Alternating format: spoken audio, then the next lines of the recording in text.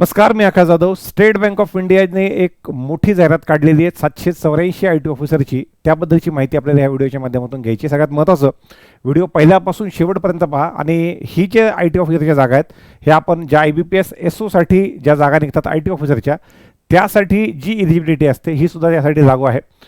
यामध्ये BE किंवा BTech computer IT electronics आणि टेलिकम्युनिकेशन हा पण पार्ट चालेल.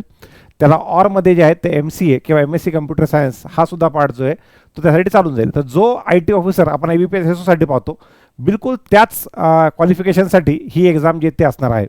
व्हिडिओ बनवण्याच्या पाठीमागचा दुसरा अजून दोन महत्त्वाचे उद्देश म्हणजे महाराष्ट्रामध्ये किंवा ॲज पर AICTE वेबसाईट महाराष्ट्रामध्ये 650+ इंजिनिअरिंग कॉलेज आहेत. त्यातून दरवर्षी 3 लाखापेक्षा जास्त इंजिनियर बाहेर पडतात. तर तो एक आकडा जो भारतामध्ये सगळ्यात जास्त आहे. आणि दुसरं म्हणजे आता पुन्हा एकदा कोविडच्या नंतर जे ते ITमध्ये रिसेशन आलेलं आहे. आणि रिसेशन आल्याच्या नंतर जे IT ग्रॅज्युएट्स आहेत किंवा कम्प्युटर सायन्स आहेत, IT आहेत, इलेक्ट्रॉनिक्स आहेत, ते विद्यार्थी जॉब पाहत आहेत. अशांसाठी सुद्धा ही एक सुवर्ण संधी आहे. कारण की IBPS SOच्या मागच्या 10 वर्षात आलेल्या प्रत्येक ॲडव्हर्टिजमेंटला जर आपण ट्रॅक केलं IBPSच्या, ज्यामध्ये 11 नॅशनलाइज बँक आहेत, यामध्ये कोणतीही ॲडव्हर्टिजमेंट जी ती मागच्या 10 वर्षामध्ये एवढी मोठी आली नव्हती जेवढी एकट्या स्टेट बँक ऑफ इंडियाने जे ती ही वेकन्सीज काढलेली आहे. SBI SOच्या माध्यमातून 784 फ्रेशर्स IT ऑफिसरसाठीची ह्या जागा आहेत. आणि टोटल 1,500पेक्षा जास्त ह्या वेकन्सीज आहेत. जर तुमचे सिनियर हे ITमध्ये मागच्या काही दिवसापासून असतील तर त्यांच्यासाठी सुद्धा जागा याच्यामध्ये असणार आहेत. तर त्यामुळं जेही विद्यार्थी हा व्हिडिओ पाहतात, व्हिडिओ पहिल्यापासून शेवटपर्यंत बघा. आणि जे विद्यार्थी जे इलिजिबल नाही आहेत पण त्यानंतर पण हा व्हिडिओ पाहतात, अशांनी ह्याचा जो आपल्या ज्या व्हिडिओची लिंक जी आहेत हे इलिजिबल विद्यार्थ्यांपर्यंत पोहोचून द्यायची. तर चला आपण स्टार्ट करूया. हे स्टार्ट करत असताना मला फक्त एक अनाउन्समेंट करायची होती आपल्या ऑफलाईन आणि ऑनलाईन बॅचेसची जे IBPSच्या एक्झामसाठी असतात. त्यामुळे तुम्ही किंवा तुमचे सोबतचे संबंधित स्नेही IBPSच्या एक्झामची तयारी करत असाल तर आपली ऑनलाईन बॅच जी आहे ती 29 ऑगस्टला स्टार्ट झालेली आहे. अजून त्यामध्ये बेसिकचा पार्ट चालू आहे. बेसिकच्या नंतर फर्स्ट टॉपिक स्टार्ट झालेला आहे आणि ऑनलाईन आहे. झालेले लेक्चर सगळे लाईव्ह आहेत, पण झालेले सगळे लेक्चर रेकॉर्डेड फॉर्मॅटमध्ये उपलब्ध आहेत. तर जे नवीन तयारी करणारे विद्यार्थी त्यांच्यापर्यंत ही माहिती पोहोचवायची. आणि ज्यांना हाच पार्ट ऑफलाईन करायचा आहे त्यांना आपली IBPS AFOची जी IBPSची बॅच आहे, AFO नाही IBPSची बॅच विथ AFO, तर ही 26 सप्टेंबरपासून स्टार्ट होती. तर दोन्ही पद्धतीनं तुम्हाला साधारणतः ज्यांना ऑफलाईन आणि ऑनलाईन ह्या दोन्हीसुद्धा ऑप्शन आपल्याकडे उपलब्ध आहेत. आपण ॲड 2 पार्टमध्ये डिवाईड करू. पहिल्या पार्टमध्ये आपण PDF बघूयात. PDF मध्ये दिलेले जे महत्त्वाचे मुद्दे आहेत ते बघूयात. आणि सेकंड पार्टमध्ये PDF शिवाय अजून जे मुद्दे आपल्याला कव्हर करायचे आहेत तो सुद्धा पार्ट आपल्याला त्यामध्ये पाहता येईल. तर ही PDF आहे. PDFची लिंक मी खाली उपलब्ध करून दिलेली आहे आपल्या डिस्क्रिप्शनमध्ये. ॲप्लिकेशनची डेट जी आहे ती 14 सप्टेंबरपासून ते 4 ऑक्टोबर असणार आहे. 4 ऑक्टोबर ॲप्लिकेशनची लास्ट डेट आहे. सगळ्यात महत्त्वाचं, मागच्या काही दिवसामध्ये SBI ज्या जागा काढते त्यामध्ये काही कॉन्ट्रॅक्ट काही रेग्युलर आहेत. तर ही रेग्युलर रिक्रुटमेंट आहे. खेड्यागावात त्याला जे आहेत ते टेम्परवारी नाही तर परमनंट रिक्रुटमेंट ज्याला म्हणतात ते परमनंट आहे. तर यामध्ये कसली टेम्पररी पोस्ट जे आहेत ते नाही आहेत. कॉन्ट्रॅक्ट मला जॉब जो आहे तो हा नाही आहे. ह्यातल्या महत्त्वाचे जे मुद्दे सांगायचे ते मी बोल्ड केलेले आहेत बघा यामध्ये किंवा हायलाईट केले आहेत. एकापेक्षा जास्त पोस्टला अप्लाय करायचं नाही. जरी तुम्ही इलिजिबल असाल तर एकाच पोस्टला, म्हणजे तुम्हाला वाटलं की फ्रेशरसाठी पोस्टला अप्लाय करायचं फ्रेशरसाठी करा, एक्सपिरियन्ससाठी करायचं एक्सपिरियन्ससाठी करा, पण एकाच पोस्टला अप्लाय करायचं आहे. एकापेक्षा जास्त पोस्टला अप्लाय केलं तर जे शेवटचं ॲप्लिकेशन आहे ते कन्सिडर होईल. त्यामध्ये आता सध्याला बँकेमध्ये तुम्ही जॉईन होत आहे तर तुमचं सिबिल चांगला असणं आवश्यक आहे. जर का तुमच्यावर कोणतं लोन असेल तर प्रॉब्लेम नाही, पण जर का कोणतं थकीत लोन असेल NPA ज्याला म्हणतात तर त्याला तुम्हाला रेग्युलरमध्ये कन्वर्ट करावं लागेल. सो दॅट जॉईनिंग येईपर्यंत तुमचा सिबिल जो आहे तो चांगला होऊन जाईल. अशा 6 वेगळ्या पोस्टसाठी ही जाहिरात आलेली आहे. त्यातल्या पहिल्या ज्या 5 पोस्ट आहेत ह्या 5 पोस्टला कसला ना कसला अनुभव लागतो, पण 6व्या पोस्टसाठी कसलाही अनुभव लागत नाही. एकूण 1,500 वेकन्सीज आहेत. माझी अजून व्हिडिओ बघणाऱ्या इंजिनियर्स किंवा MCA किंवा MSc कम्प्युटर झालेल्या विद्यार्थी मित्रांना विनंती होती की तुमच्या सोबतचे असे विद्यार्थी जे ITमध्ये मागच्या काही वर्षापासून करत आहेत त्यांच्यापर्यंतही पोहोचवा. कारण की त्यांचा पगार पण खूप भरभक्कम आहे आणि जागा पण त्यांच्या चांगल्या आहेत. तुमच्या जागा तर जास्त आहेतच. तुमच्या 784 आणि 14 तुमच्या जागा ज्या आहेत 798, 800 जागा आहेत तुमच्या 800 आहेत. पण अजून 700 जागा ज्या आहेत ह्या इतर ज्याच्यामध्ये तुम्ही बघितलं असेल की अनुभव असलेल्या विद्यार्थ्यांना जागा आहेत. पण आपल्या व्हिडिओचा रोख हा मी फक्त आणि फक्त असिस्टंट मॅनेजर सिस्टम्स ज्यासाठी कसलाही अनुभव लागत नाही मी त्याच्याबद्दल बोलणार आहे. वरचा पार्ट त्यांना पाठवून द्या सो दॅट ते सुद्धा या ॲडव्हर्टिजमेंटचा लाभ घेतील. थोडंसं पुढे या. टिपिकली एखादी एक्झाम जशी SBIच्या एक्झाम्स होतात त्याच पद्धतीने आहे, पण ही SBI PO SBI क्लिकरसारखी नाही आहे. SBI SOच्या अशा वेगवेगळ्या जाहिराती ज्या ते कंटिन्यूस येत असतात. आता पहिल्यांदा मी तुम्हाला सांगितलं मी 6 नंबरच्या असिस्टंट मॅनेजर सिस्टम्सबद्दल बोलणार आहे. क्वालिफिकेशन काय पाहिजे तर BE किंवा BTech पाहिजे. कशामध्ये? कम्प्युटर सायन्स किंवा कम्प्युटर सायन्स अँड इंजिनिअरिंग किंवा सॉफ्टवेअर इंजिनिअरिंग किंवा IT किंवा इलेक्ट्रॉनिक्स किंवा इलेक्ट्रॉनिक्स अँड कम्युनिकेशन, यापैकी टेलिकम्युनिकेशन कम्युनिकेशन काही चालून जाईल आणि त्यामध्ये 50% मार्क पाहिजे. सर आत्ता ज्या आलेल्या डिग्रीज आहेत, आर्टिफिशियल इंटेलिजन्स आहे किंवा मशीन लर्निंग आहे, तो वाला पार्ट चालेल का? तर त्यासाठी फक्त एक इक्विव्हॅलेंट डिग्रीचं सर्टिफिकेट तुम्हाला लागेल की कम्प्युटर सायन्स आणि आमची डिग्री ही इक्विव्हॅलेंट आहे. हा वाला पार्ट तुम्ही देऊ शकलात तर माझा अंदाज AI आणि ML या सुद्धा डिग्री ज्या त्यामध्ये चालून जातील. किंवा त्यांचं म्हणणं आहे MCA पण चालेल, किंवा आता BTech चालेल तर MTech चालेलच, किंवा MSc कम्प्युटर सायन्स, पुन्हा MSc IT म्हणजे MSc मास्टर ऑफ सायन्स त्यामध्ये IT, त्यानंतर सॉफ्टवेअर MSc इलेक्ट्रॉनिक्स, बाकी कोणतंही MSc जे ते ह्या तत्सम जेत्तेवरती चालून जाईल. सर BCA BCS चालेल का? तर त्याचं उत्तर आहे नाही. त्यानंतर त्यांनी अदर क्वालिफिकेशन दिले प्रेफर्ड, असलं तरी चालतं नसलं तरी चालतं, ते टेन्शन घेऊ नका. खाली हे फक्त कंपल्सरीमध्ये नाही, त्यामुळं याच्याबद्दल जास्त ताण तुम्ही घ्यायचा नाही आहे. वर्क एक्सपिरियन्स नॉट रिक्वायर्ड आणि स्पेसिफिक स्किल नॉट रिक्वायर्ड. फ्रेशरसाठीचा जॉब आहे.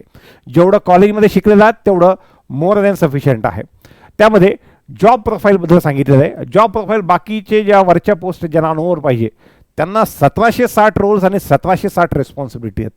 पण ज्या असिस्टंट मॅनेजर सिस्टमसाठी आहेत त्यांचं म्हणणं आहे रोल रिस्पॉन्सिबिलिटी ॲक्टिव्हिटीज की interaction will be assigned by the bank from time to time depending on the requirement. तुम्हाला सध्या आम्ही काहीच सांगत नाही, तुम्ही फ्रेशर आहात, ज्यावेळेस तुमची जॉईनिंग होईल त्यावेळेस तुम्हाला सांगण्यात येईल.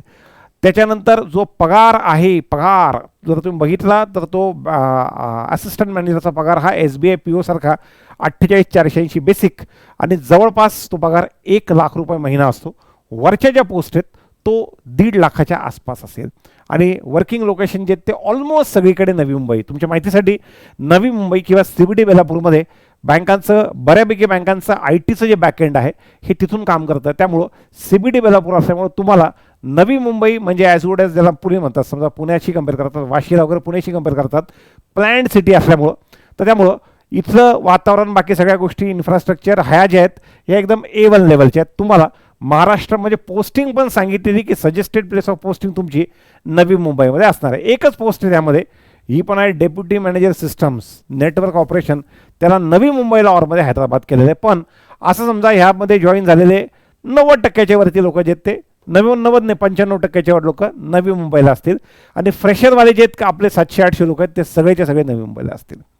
पुढे नंतर मग ते त्यांच्या रिक्वायरमेंटनुसार चेंज करतील, पण सध्या तसं काहीच नाही आहे. तुम्हाला बॉन्ड त्यांनी सांगितलेलं आहे की तुम्हाला एक बॉन्ड साईन करून द्यावा लागेल 5 वर्ष सर्व्हिसचा, आणि जर का तुम्ही तो मोडलात तर तुम्हाला 2 लाख रुपये भरावे लागतील, 2 महिन्याचा पगार.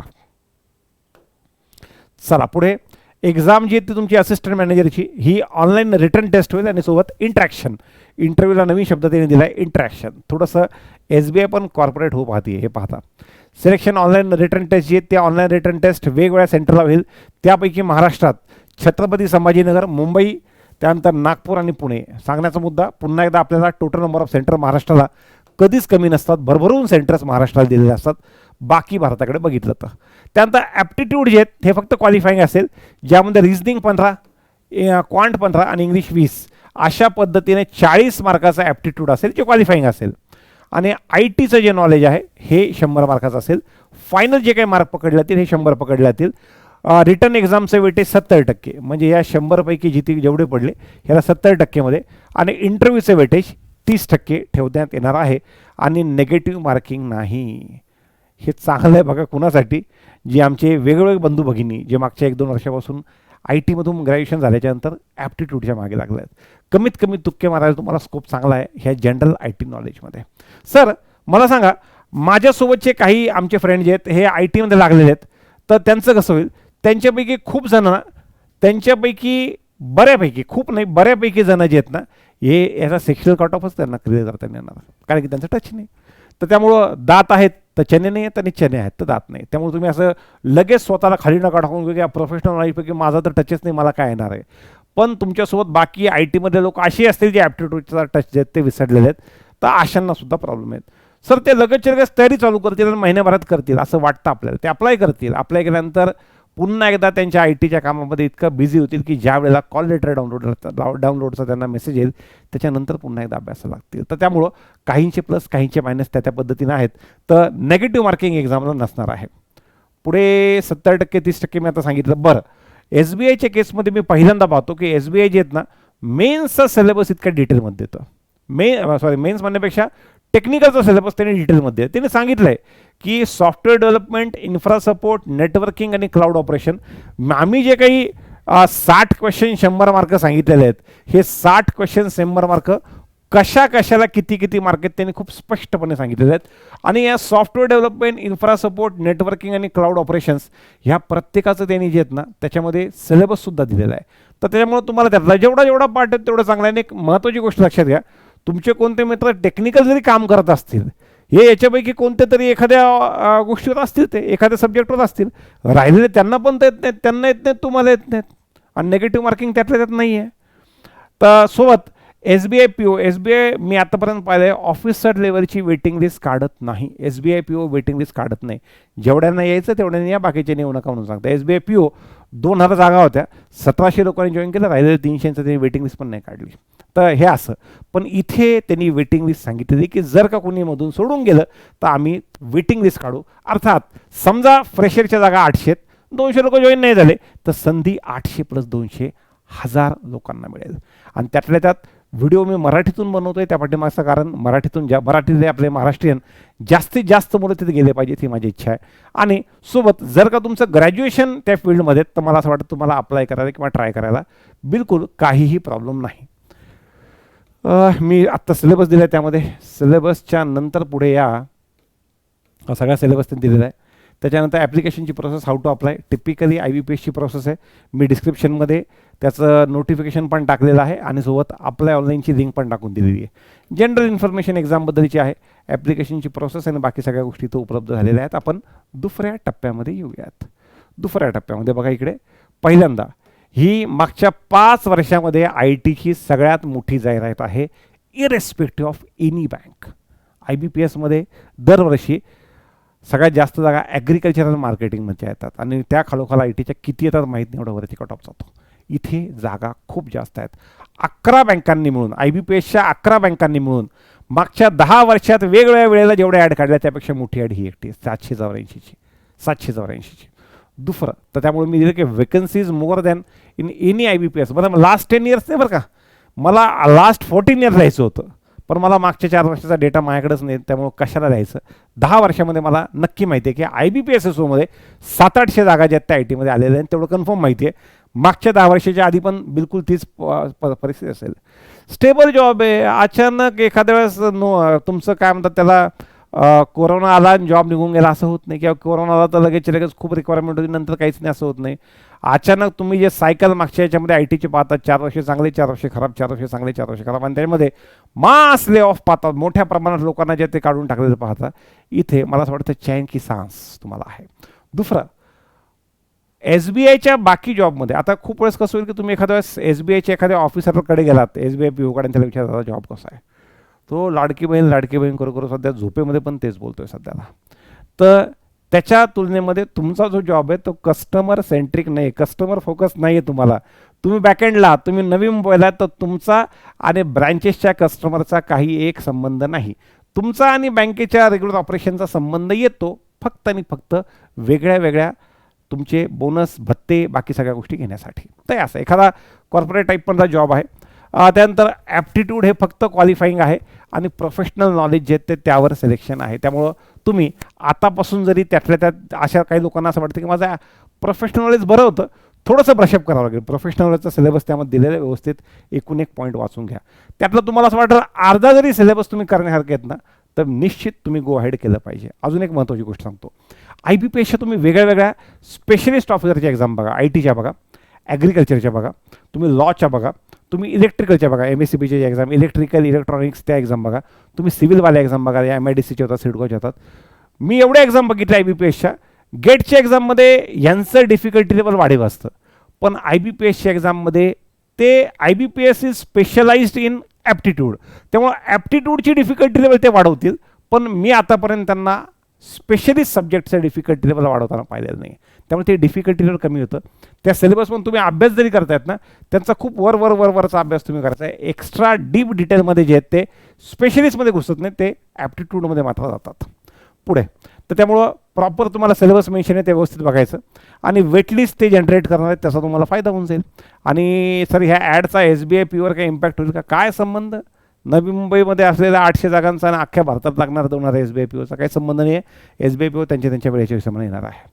पुढे sir I am graduated few years back and now is not in a good touch with professional knowledge. तरी पण माझं असं म्हणणं होतं अप्लाय करून बघा, कारण की ॲप्लिकेशन अशा एक्झामला कमी येतात.